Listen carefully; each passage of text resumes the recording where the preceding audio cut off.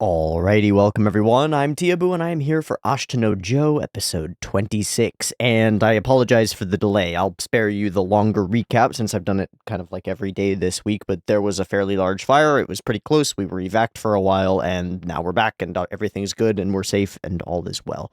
So we return for Joe and just at the right time because our last episode left us with a pretty blank slate moving forward. We sort of collected our thoughts and had Gorilla show up and kind of needled Joe and catalyze him a little bit, like force him into making a bit of a decision, calling on him to be what he is, be that lone wolf. You're not a lone wolf anymore. You're a domesticated dog. You're whipped. You're tied down and chained. Come be free with me to go and wander the world without purpose.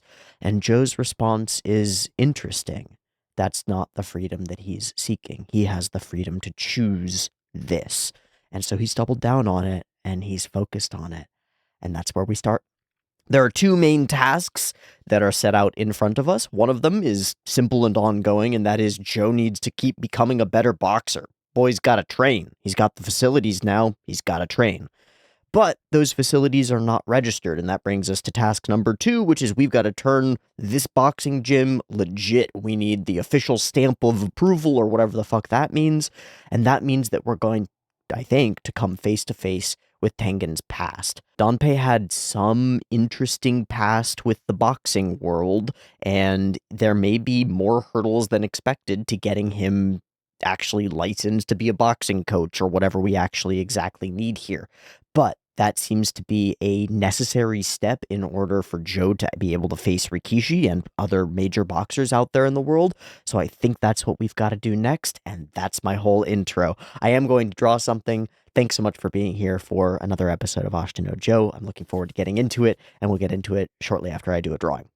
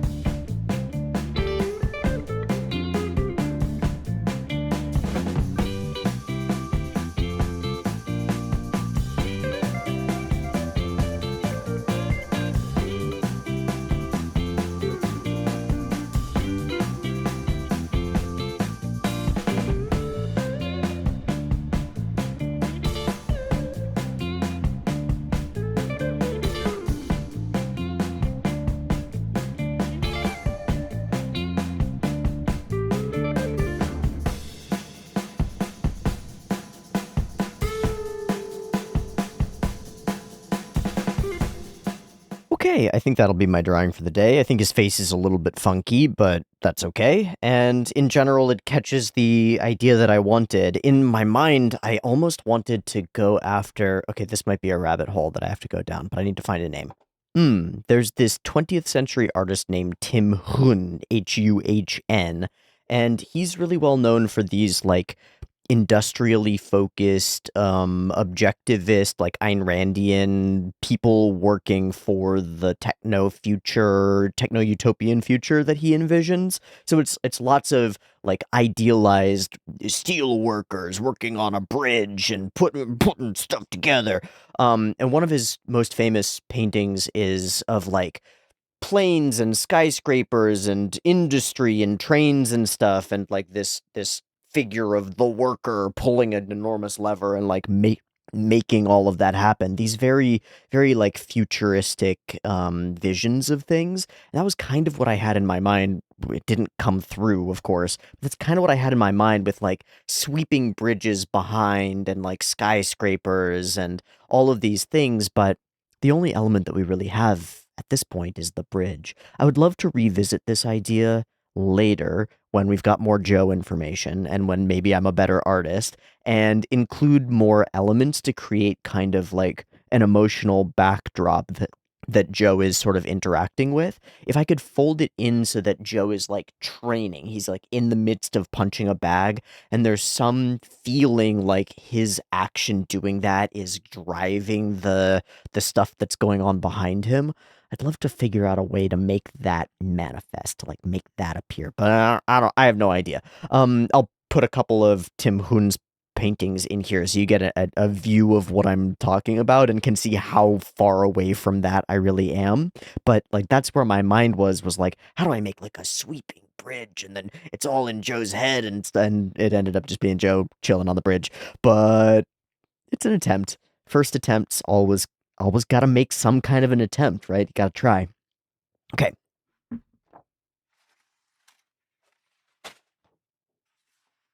All right, let's watch Ashita no Joe episode 26 and see what obstacles we must surmount to make this boxing club legit. Let's get into it. I've got the episode up and ready to go. There will be two versions, picture in picture in the description, timer on YouTube, early access on the Patreon. Beep beep timer to count you down. Let's go.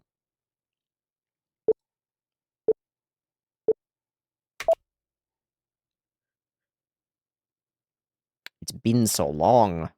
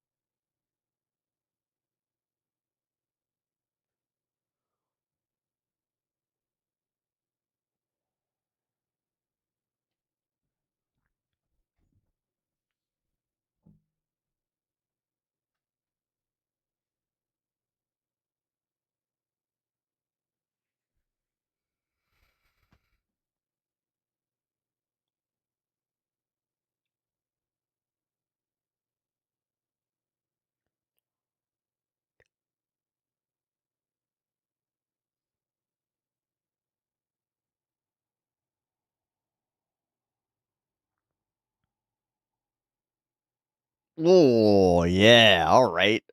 License of Despair. So this is not gonna go well.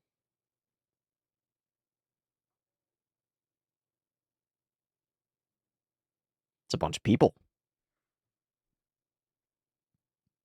Oh, probably jump rope. Yeah! Yeah! Mammoth Nishi! Mammoth jump rope! Let's go, Nishi!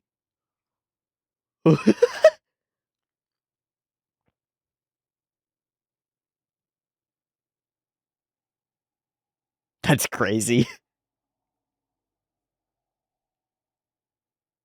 Training time! It's training time, Joe! Wow! 4. Let's go. Back to sleep. Gung, gung, gung, gung, gung, gung. No sleep for you. It's not gonna go down. Where's the old man? Oh my god, Nishi. Nishi! Oh no! Hmm. Oh, for the journey. Probably. Ooh, let's go, dude! I love finding and fixing up a bike. There are a few things that give me more joy than finding and fixing up a bike. I've done it a few times. I love it.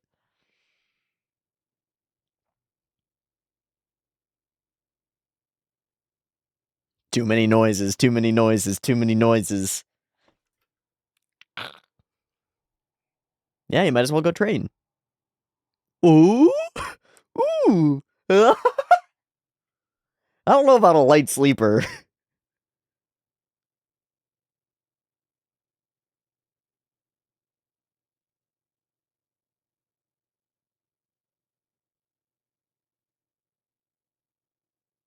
Oh man, it's like the moment when he first got the gloves, but it's even more.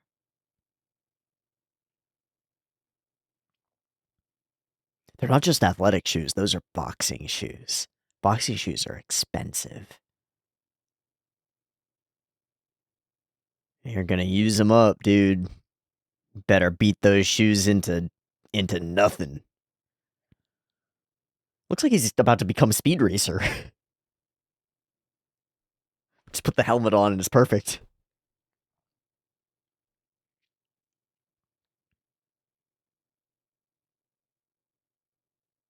Wow. He said thank you. Boom, boom, boom, boom. That's the coolest.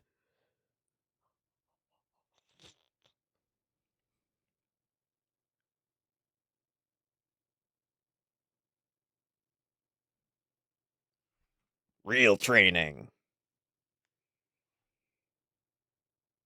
The harsh world, and so are you. Means you probably should be doing that too.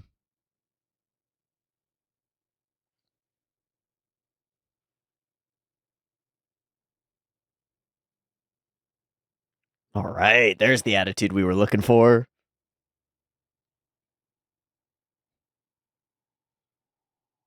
Oh yeah, the bike. There we go. Let's go, old man. Is this where Coach on Bike starts? Because Coach on Bike is everywhere. All the way up through like Gunbuster, Coach on Motorcycle. It's been played dozens of times. Oi!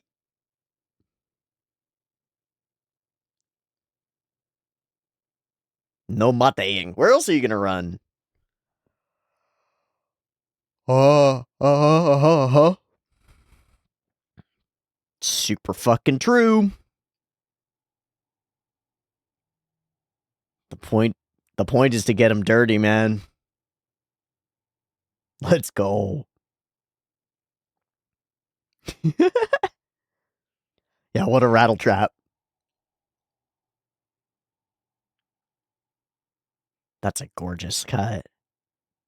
Those two matched running cycles. Woo!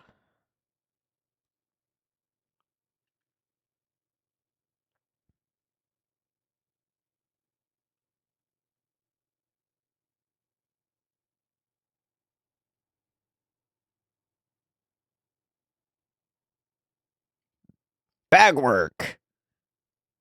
Yeah. Oh yeah. Yeah, you stack it on top of each other. That's why we're gonna work your arms.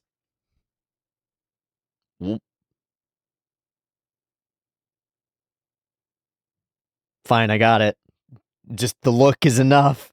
The talking back stops.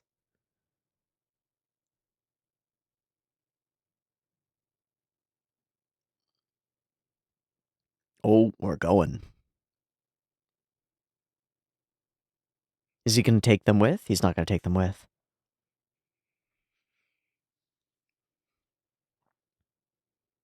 Yeah. Yeah.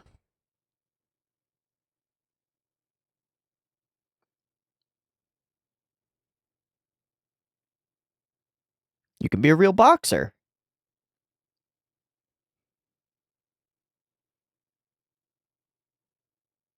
If. If. If I can do this.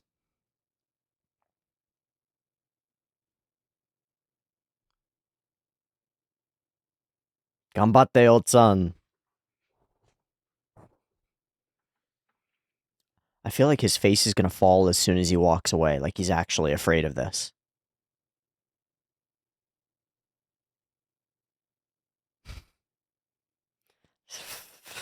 Having a round timer going for working out sucks so bad. Oh. Oh man. The timer is so heartless. You just want another minute to break and breathe, and it just dings.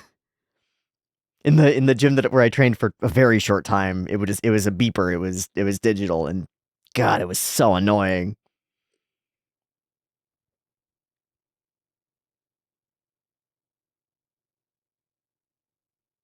Hey, who's this girl? This is first girl that we've ever met who isn't... It's not Yoko.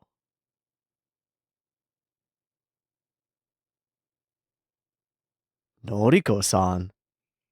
Oh, you're not an evil bitch. You might be okay.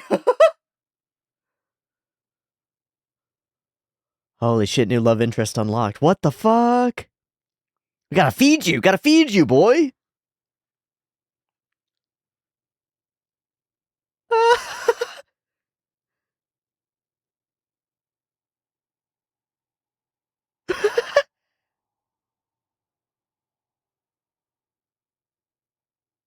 Hey? He's a real fan, though. Yeah, why are we here? Oh! You be nice, Joe! Joe has a job? Me? A job? He's gonna work with the cute girl! He's gonna have to learn! I don't know. Yeah, it's not quite lone wolf stuff, you know? It's pretty much the opposite of lone wolfing it, you know?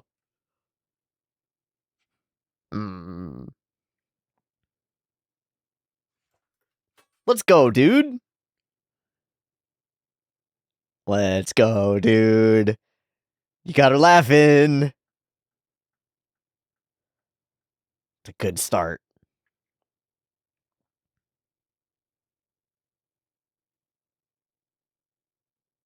No, but continue. No.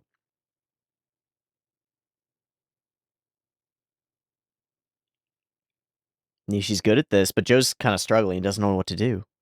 He's fully a fish out of water. Oh.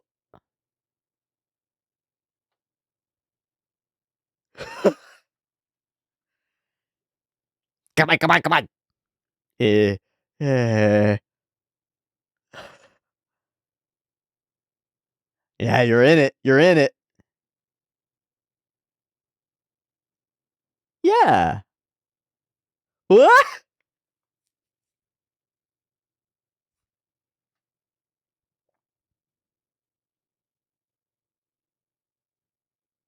Gotta ask for help, man. You're getting overloaded. You gotta ask for help. You gotta talk to Noriko. Don't yell.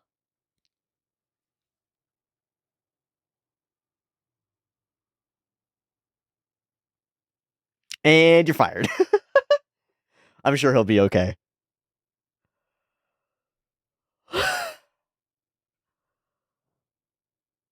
Oh, hi, Sachi. Yeah. Yeah.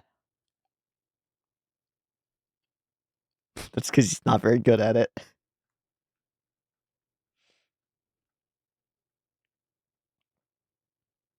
He got fired.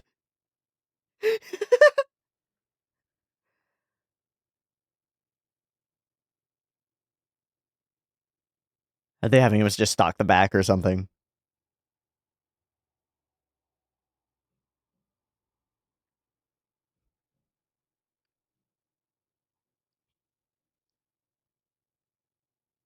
No. He's stacking boxes.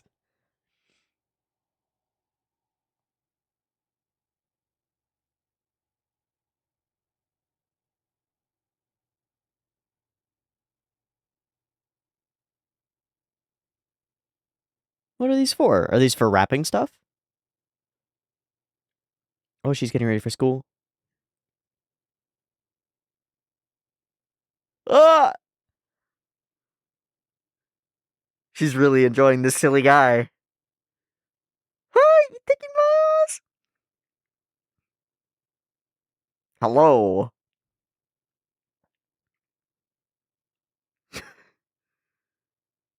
It's adorable. It's adorable.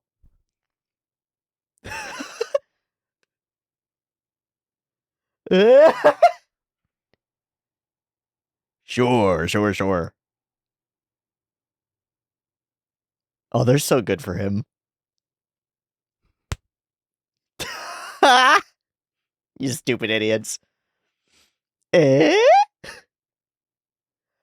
Well, that's not what he's doing at all. Okay, they're making bags.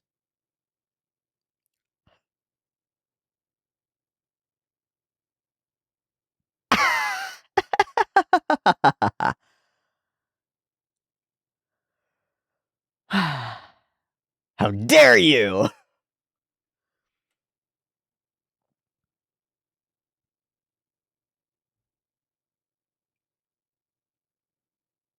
We gonna transition to Dompe?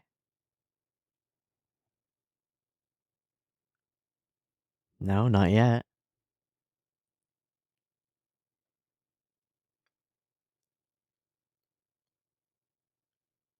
It's better than prison.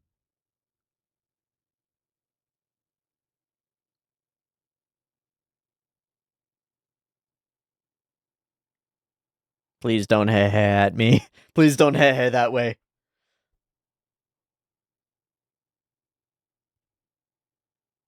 Yeah. Yeah.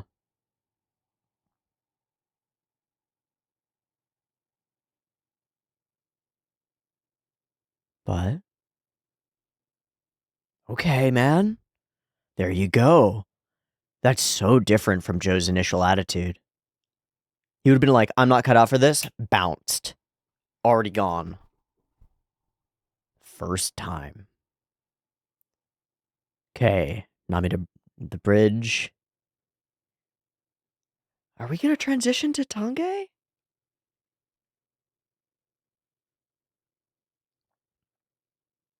Maybe.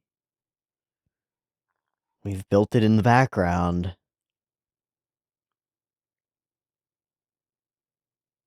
Sweet. He's not back. Where are you, old man? What happened? I'm worried.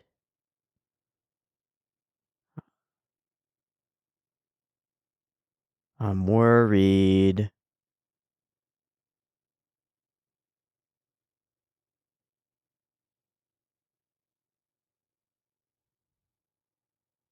Oh, shit. What? How did that happen? Take us back in time, show. Take us back.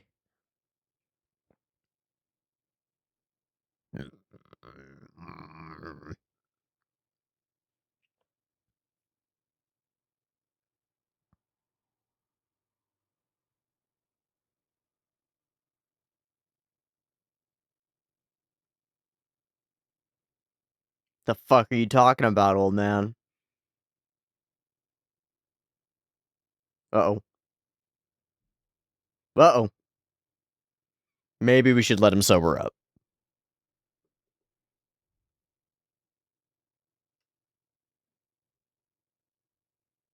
What happened? Whoa. That's not a face that we've ever seen from Joe before.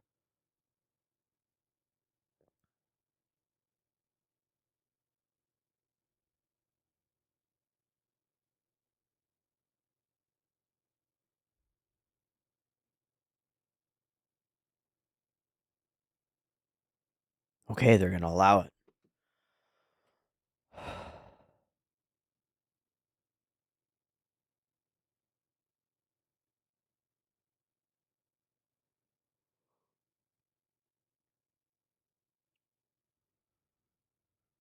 He's really ashamed, I think.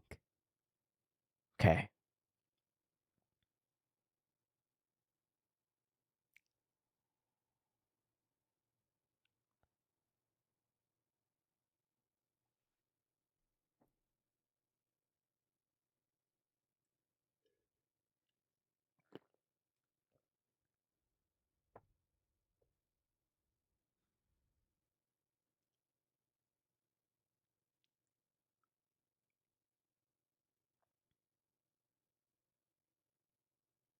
Old fat cats.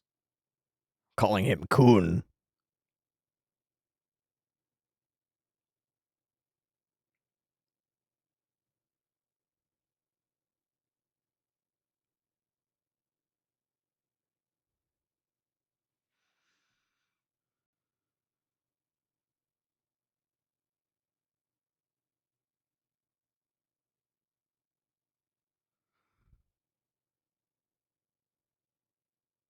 Why would they let other people into the club?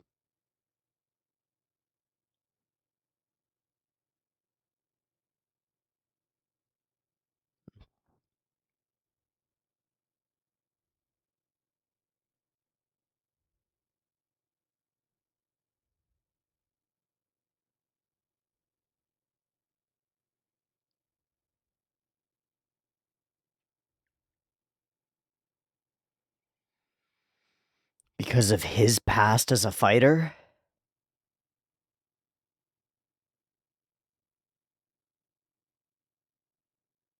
Uh, uh, so it wasn't like it was one thing. It was just constant. Wow, everybody's glad that he's gone.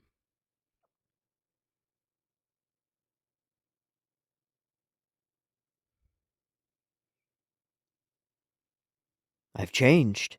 I've changed.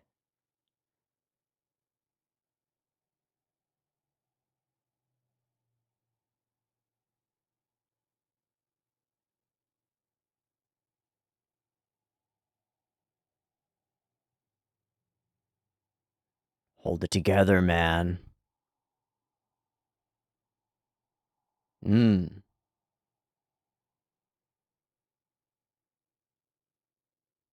He's right here. Yeah. Well, that's a crazy looking guy.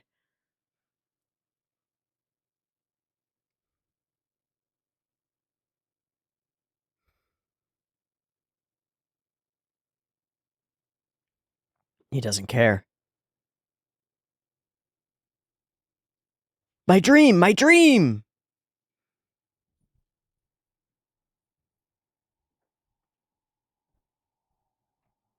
Remember when we talked at the very beginning about trying to convince somebody to do something based on what it gains you? And how it will never work? Please, please, he's everything to me. Hmm. Wow, fuck. How, I don't know what roads forward there are. This void space with doors closing is really cool. Failure. And the drink, yeah.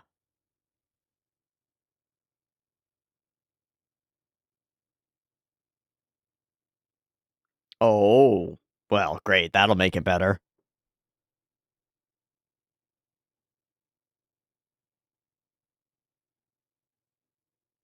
Damn.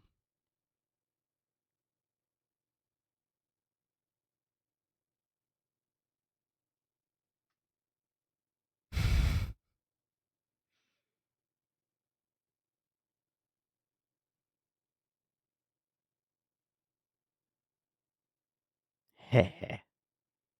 Shit. Oh no, if he gets disillusioned by this. Uh-huh, yeah. Son of a bitch. Okay, a classic Joe maniacal laugh. Good times, good times. Yeah, there you go.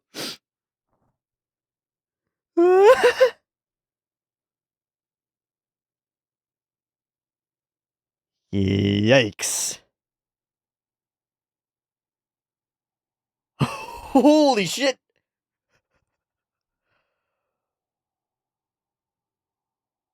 He's losing it. Everything that he's worked toward for so long now. And he had dedicated himself to believing it and then just gets ripped away. Oh, what a crazy scene.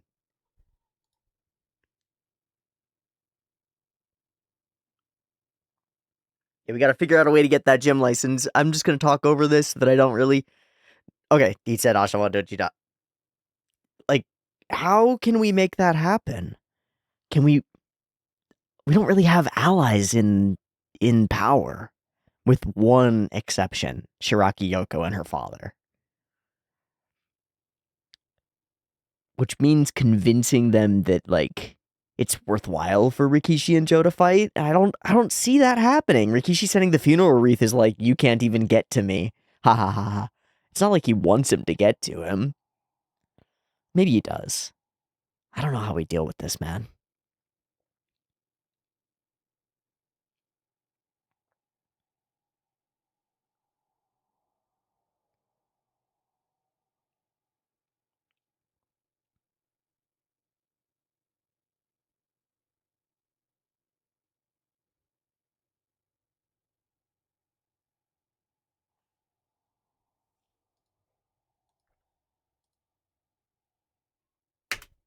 Okay, I think this is a great episode, and part of that has to do with it being a fresh start in some ways. The introduction of a couple of new characters in Noriko and the father, and pushing forward against these new obstacles and sort of beginning this wholehearted training arc where Joe is in and says yes.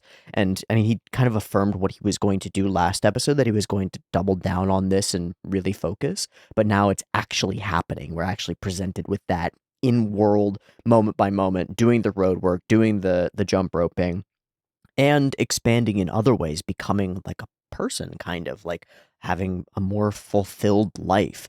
Things that are antithetical to that wolf persona, that wolf kind of facade or mask that we dealt with Gorilla. Now Joe is willing to engage in those, at least to give them a try, at least to try. And it's a huge dramatic change for him. It really feels like a restart, a starting again in the same place, but in a very different place, if that makes any kind of sense. One piece I think is really clever, how we set up Tange going off to the thing fairly early in the episode, and then ignore it for a huge chunk of the episode only to fold it back in. There's an expectation that we'll come back to it, but every time we end a scene, I'm sort of waiting for us to switch between A plot and B plot, because usually the structure of Joe episodes are more A, B, A, B, A, B, like they go back and forth if there's a B plot, and keep holding on that. Like, if Rikishi is training and Joe is training at the same time leading up to a match, we show Rikishi training, we show Joe training maybe for a bit longer, but then we show Rikishi training or preparing again and come back, and we keep those two elements in the back of our minds until they actually emerge up on screen and the face-off happens, right? Simple stuff. Equally simple, but with a very different effect, is setting something up and then ignoring it for, I don't know, maybe 10 minutes, something like that. A big chunk of runtime where we have Joe go off and join Nishi in his work and meet Noriko and meet the father and struggle with dealing with customers and get overwhelmed and get glue all over him, and all those things happen.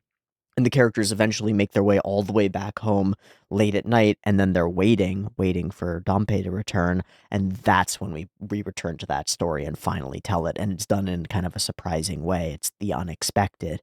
That setup, and then waiting builds a lot of anticipation in me for what's going to happen with the Tange thing, because in part that was one of the core questions that I had moving into this episode, is like, what is that obstacle? What actually happened in the past that makes Tange an outcast? And now we finally find out. It's not like it was one thing. It was a continuous pattern of behavior that folded into his drunkenness and aggressiveness, all stemming back from when he was a fighter himself and had a too risky style, is what they called it. They called it a risky style. Aggressive, risky, and dangerous, right? And that means endangering yourself and maybe endangering other boxers and seemingly ruining a lot of matches and causing a lot of chaos and a lot of problems, and it makes sense why they wouldn't want him in. We get this presentation like, oh, they're all high and mighty fat cats and stuff, and Danpei is the underdog, and that's sort of our frame for this, but Danpei is the underdog because he was one of them and fell from grace because of his own actions. So we come to the end of the episode with Danpei unable to do anything but apologize for actions that he took in the past. You know, it's a drunk apologizing for what they did when they were drunk, when they were like in the depths of their alcoholism, in the depths of their worst part of life. And in many ways he has changed, but in many ways he is still that person and is like teetering on the edge. If things go badly, he might fall back into it. It's only the hope of Joe and the hope for the future that drives Tange to not drink and to focus on these like positive, moving forward sort of things. So to have that taken away from him, he immediately reverts back and ends up drinking and in a rage and making it worse, right? Like, making it worse.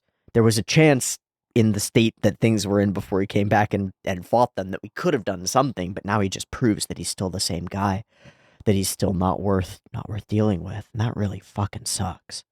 Okay, let's go through the episode, mark and note anything that stands out.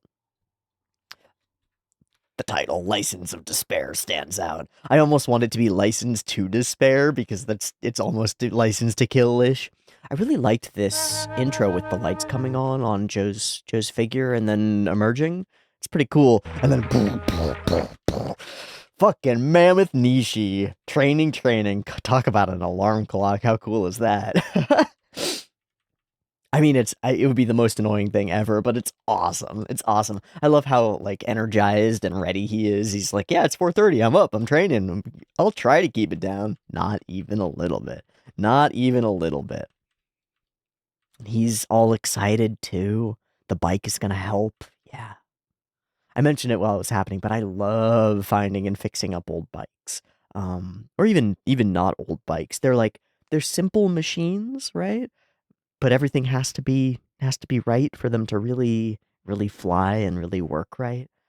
Getting a bike and, scrubbing off the chain and degreasing it and re-greasing it and, resetting all the brakes and fiddling with little wires and all of that stuff. I really like doing that stuff. It's something that I'd really like to do at some point in the near future is build myself a bike again. When I was in college, I decided that I needed a bike, and so I went looking for the parts to buy it piecemeal, and I ended up buying piece after piece after piece on eBay. I've got a very clear memory of sitting in a chemistry lecture hall watching as a crank set, a gear set ticked down on eBay and being like, okay, I got a bid on it. Very clear memory for me. But I built this beautiful yellow bike on a Schwinn frame and with like Campagnolo parts, and it ended up being so cool to ride. So fucking cool. It was just a single gear, but I set the gear ratio so it had like an even larger front gear than back gear because the area that we were in was almost entirely flat. So it had just like an absurd gear ratio. Took some effort to get it going, but man, it would fly. It was so much fun. Love fixing up an old bike. I gotta keep an eye out to see if I can scrounge one up. People get rid of bikes all the time, when people are moving or their kids have moved out. This happened like a couple of years ago. I was just riding around town, and this lady was literally wheeling out a like a kid's mountain bike, like a nice like $300 kid's mountain bike, a specialized bike, and the only thing wrong with it was that it had flat tires, and she was putting it out on the side of the road to give away or to give away as scrap. So I was like, can I take this? Yeah, take it, go for it. Took it home, fixed it up, listed it on Marketplace, and had it sold for like $25 within an hour or two. It was great.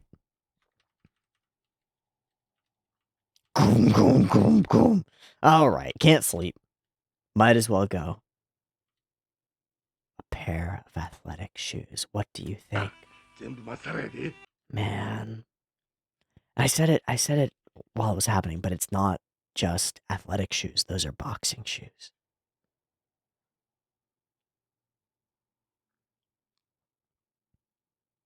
How many times has Joe gotten a new pair of shoes in his life, do you think? Not that many. Wow. He spends the time to like smell them and feel them. These new things sure are nice. He's all tracksuited up.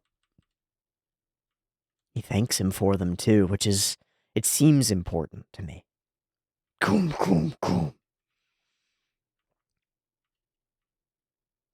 This is a step up. Let's go do some road work. And we get this one frame. I'll do this! Yatte I'll do this! It's that that affirmation that we got in last episode, but now doubled down again.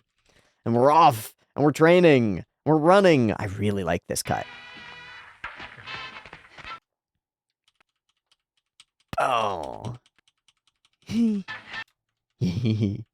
Why on the dirt roads in these narrow alleyways? Paved roads are too hard for road work. Ain't that the truth? Running will destroy your knees and ankles. If you can, run on grass, run on dirt, run on stuff that's a little bit squishier than concrete. We are not built for running on concrete.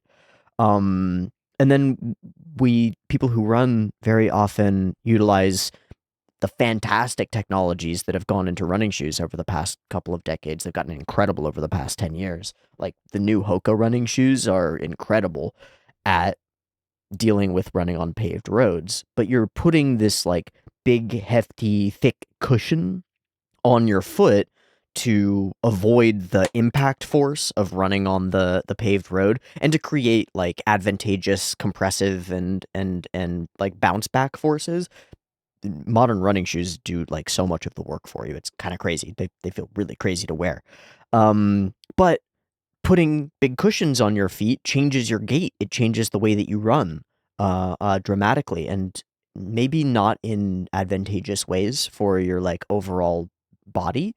So there's a really difficult trade-off if you live in places that are mostly paved and you want to run.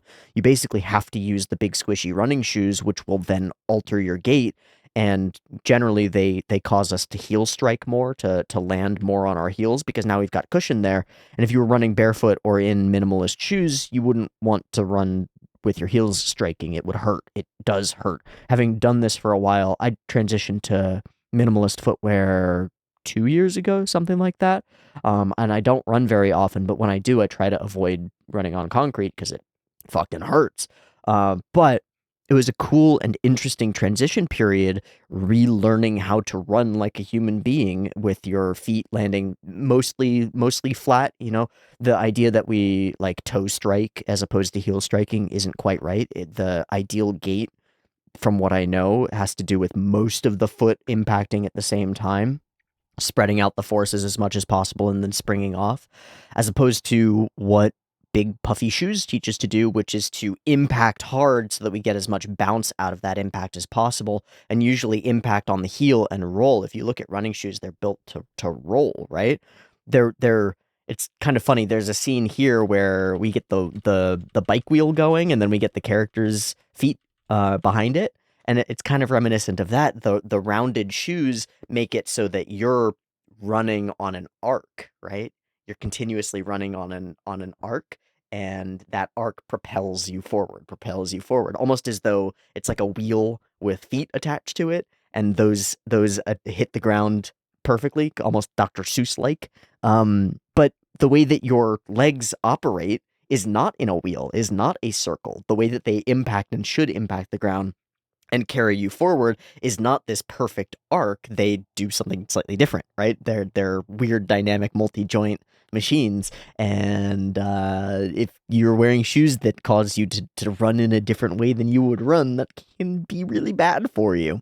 Just interesting that Dompe brings up this sort of physiology thing. It's something that really interests me, just in general, things that we've designed for our own comfort that change the way that we exist, that alter our behaviors in a way that can actually like undo the benefits that the comfort gives us, right? You wear big comfy shoes so that you don't damage your feet and ankles when you're running on hard surfaces, but they change your gait so that your running actually is less advantageous and damages your overall skeletal musculature and like general system more, because you're impacting harder, producing more forces through the entire system, and not running in a way that advantages most of your musculature. It advantages speed. It advantages like less effort put into the running because you've got all of this support that's happening, but that might not actually be best for training, for like actually engaging your body and teaching it what it needs to do to be a healthy, functional machine. It's cool. It's totally an aside from this. It just happens to be a rabbit hole that I'm fascinated by. Exhausted? We don't have time to be exhausted. So Joe yells and talks back a little bit. You gotta be kidding me, I'm all worn up. And Dompe just gives him the look. He's like, all right, fine, I got it. We'll go. Let's do it. So I mentioned this. This is a round timer, just like you would have in ring, and it's really common at boxing gyms to set a round timer going continuously, and then use that as your like training regimen. So it was common in the boxing gym that I trained at for like a week, right? Like barely trained at, for the coach to dole out workouts, and it would be like 10 rounds of bag work, 30-second breaks, right? So you get a break when the round ends, and then 30 seconds later, it beeps again, and you're back in doing however many minutes the round is for that day of bag work or jumping rope or doing push-ups or doing sit-ups or whatever it was. And it's so simple. It's so simple. But when the timer goes off and you're 30 seconds into resting, and man, you really needed 45 seconds to rest, you just needed to catch another couple breaths, and now you're back at it. You're fucking throwing 12-ounce gloves at a bag and getting more and more tired, and your arms are getting heavy, and then finally it beeps and you're like, and then it beeps again, and you're back in it because the rest breaks feel like they get shorter and shorter and shorter. It's so simple, but just having a mechanical thing that operates your workout and forces you to hold to a standard makes it so much harder. It has absolutely no empathy. It has no softness, no like, oh, you know what, you're really tired, take a couple seconds more. Ain't none of that here. It's just get back to the grind. And it's cool. If you really want to train, and if you want to train up like endurance capacity and VO2 max and the ability to like recover quickly from high intensity workouts and then be able to do high intensity again, which is what a boxer has to do, then you want to train that way. You want to push yourself and push yourself and push yourself. I think it's cool.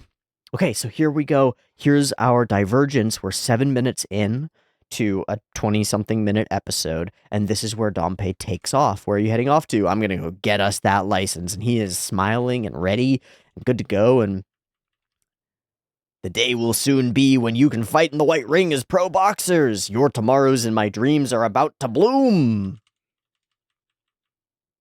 Now that's amazing, old man. 4 rounds. I've already worked up a good enough sweat, and my stomach's empty. But he sees Nishi just going at it, and Joe joins him. This is cool. Nishi doesn't actually say anything to Joe. He doesn't admonish him for, thinking about the lazy option. He just does the work. There are few things more inspiring than just going to your workout with somebody else who's also going to do it.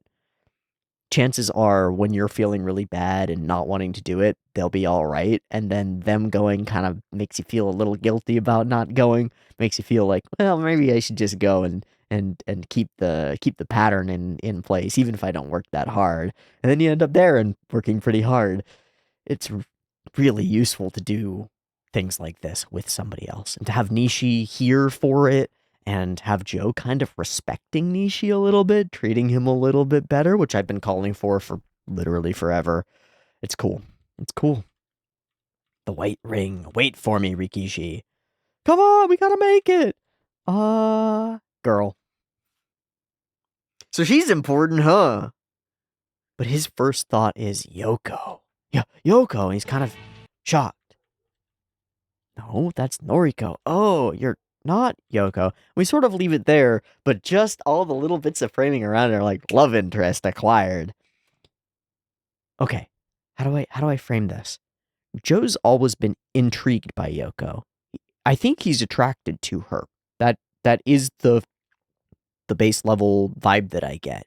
But I feel like he doesn't think he's allowed to be attracted to her, or doesn't allow himself to be.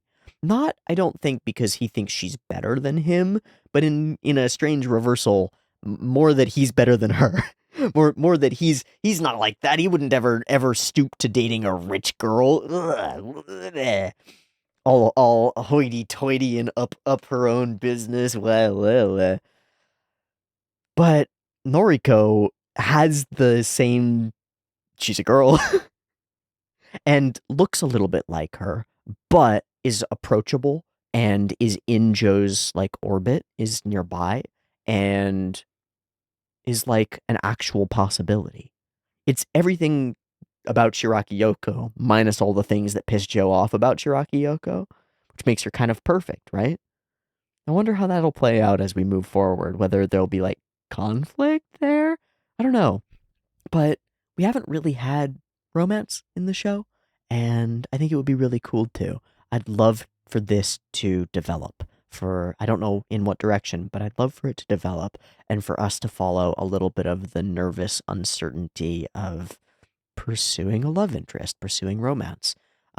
Especially for a loner character like Joe, I think that could be really interesting. So this guy, he goes all over him. He's interested in his body, and I almost got the impression that he was like gonna start feeding him. Like, oh, you need more fish, you need more eggs, you need more stuff. It's cool to have a grocer. It means an opportunity to get reasonable nutrition. And doing all of this in front of the daughter too, and she's giggling at the whole thing. I'm not a goddamn Ken doll. But he's kind of down to be yelled at by him. It's like, yeah, this is what I would expect from a young boxer. That's what I need. No, no, Joe. He's your boss, too. Huh? Uh, Buzz? Yeah, you gotta work. You gotta work. Well, that's just not my style, man. That's not what I do. Why not?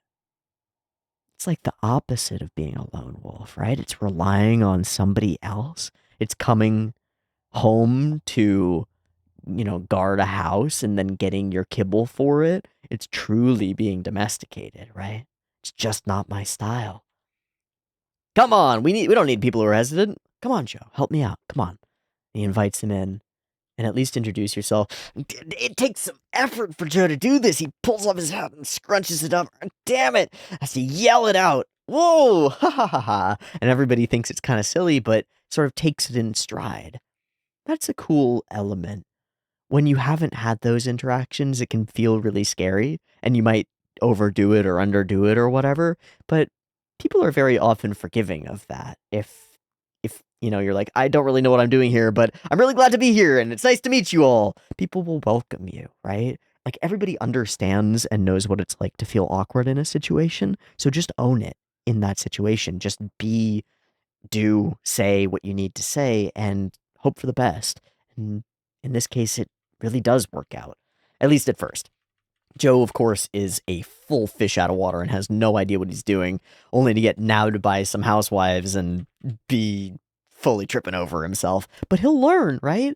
He doesn't know any of the products. He's never shopped for groceries for himself, right? He doesn't know what these foods are called. They're probably out of his ability to buy, right? Because to purchase ingredients and actually cook them takes having a household to cook things in. I don't know what Joe's actually been eating, but it hasn't been, cold noodles and pickled ginger.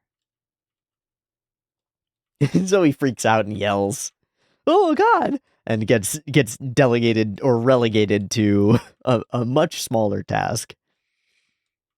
Oh yes, must be doing some serious work. So they're folding back. I still don't really get it, but that's okay.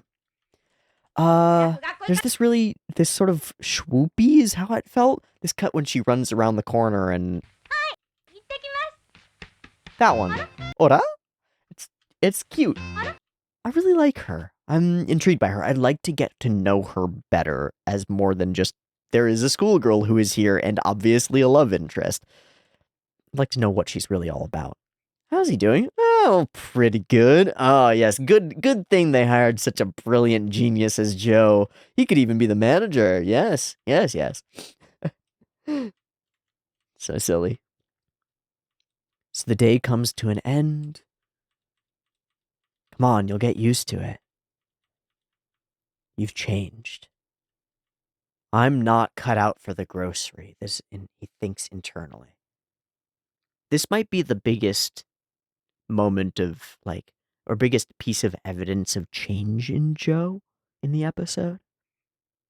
He recognizes that he's not cut out for this, right? Like the way that I'm initially structured doesn't work very well at this. I'm not called to this. And the Joe that we've known for 25 episodes, I think, would walk away then. He'd go, yeah, Nishi, you know what? I'm not cut out for this. I'm just gonna go hang out with the kids and have a good luck, man. Instead, I'm not cut out for the grocery. I might not be able to achieve as much as Nishi, who seems really good at this, but I'll keep at it. Wow. Wow. Now, not all things need to be kept at. If you realize that something that you're trying really isn't for you, find another thing, right? But if you're in a situation where this is the first thing you've ever tried, right? It's like the first work that Joe has ever done. And he's like, I don't know about this. Maybe I should try a little longer. Just give it another shot. That's powerful. That simple attitude of I'll keep at it is powerful. The first day I did any honest work. And there's some joy to it. This was pretty great. Yes, and now we'll get approved. Yeah. And we're waiting, and we're waiting, and it's the cops. And he's drunk. And they're here to pick up the guy who's supposed to be taking care of them. I love all the frowning faces of all the police officers, and then segue into all the frowning faces of all the boxing commissioners, or the chairman. Just like, hard nose on every face. Hey, what happened to the gym? He's just laughing, just freaking out. Eventually punches Joe and turns. And it's as though when he sees this face, he turns and he sees this face from Joe. Fury. Betrayal.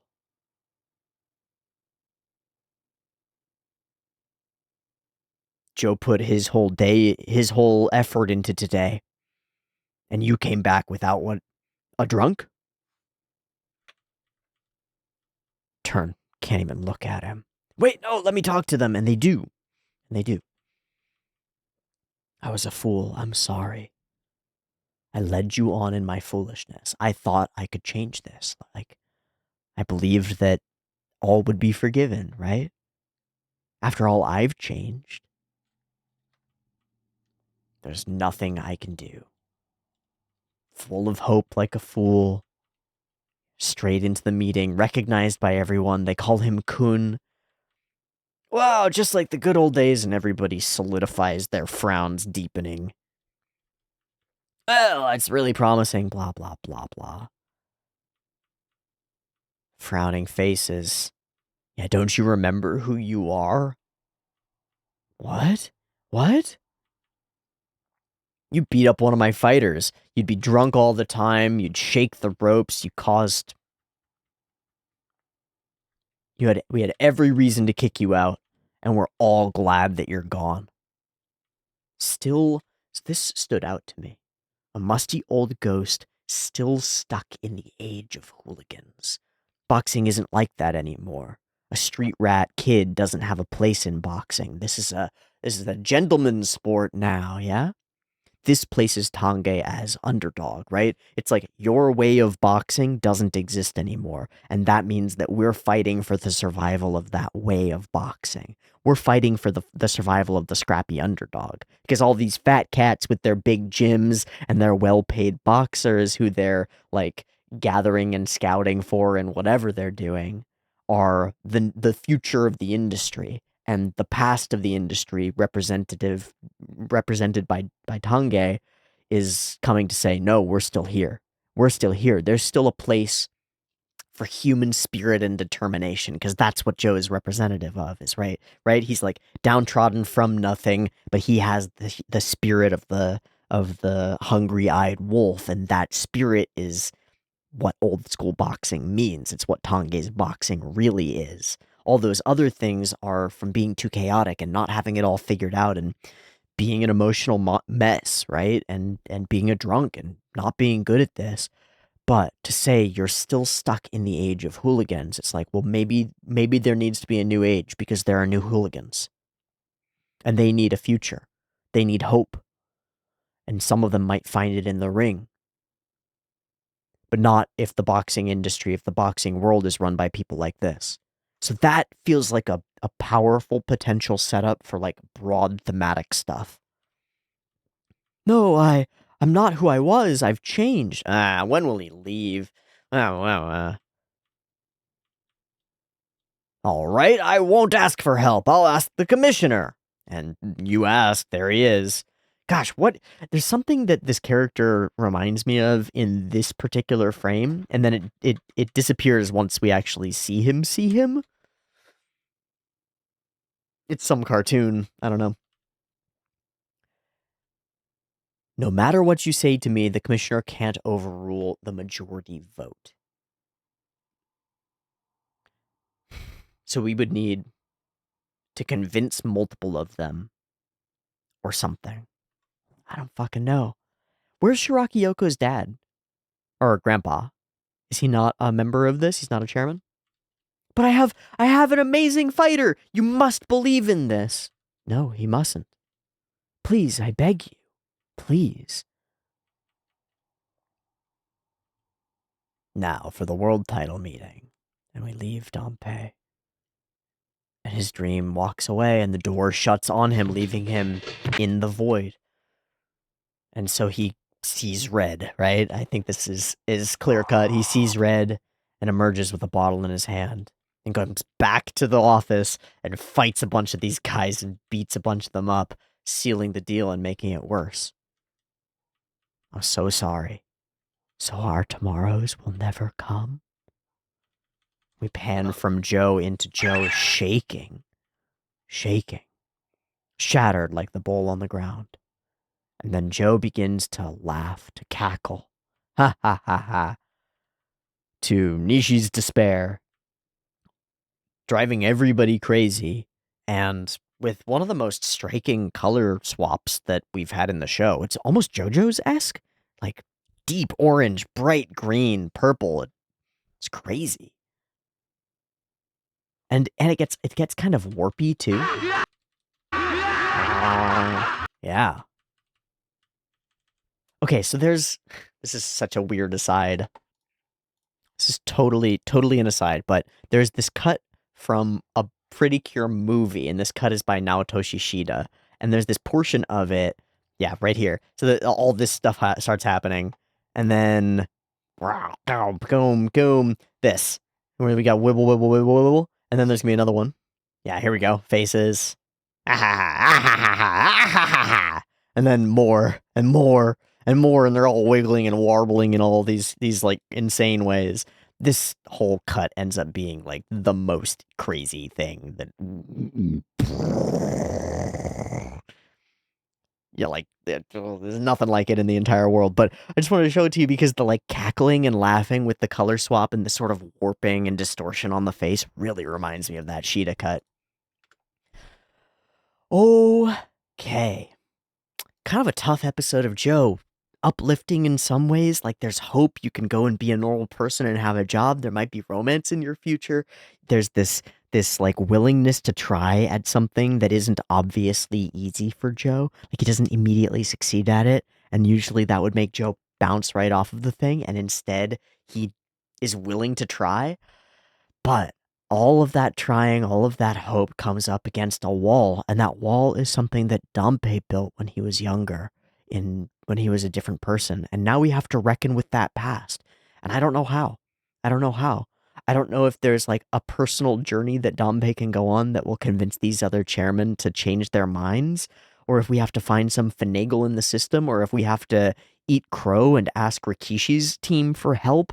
I don't see a road forward here, and frankly, neither does Joe and neither does Dompe, and that's why we have this breakdown at the end, I think, is like, this is the despair. This is the I can do nothing. And so I wonder what we can actually do. We'll have to find out next time on Ashita no Joe. Thanks for watching this episode with me. I hope you've enjoyed it, and I hope to catch you in the next one. You can catch it a little bit early on the Patreon, otherwise right here on the YouTube next week. Much love. Peace.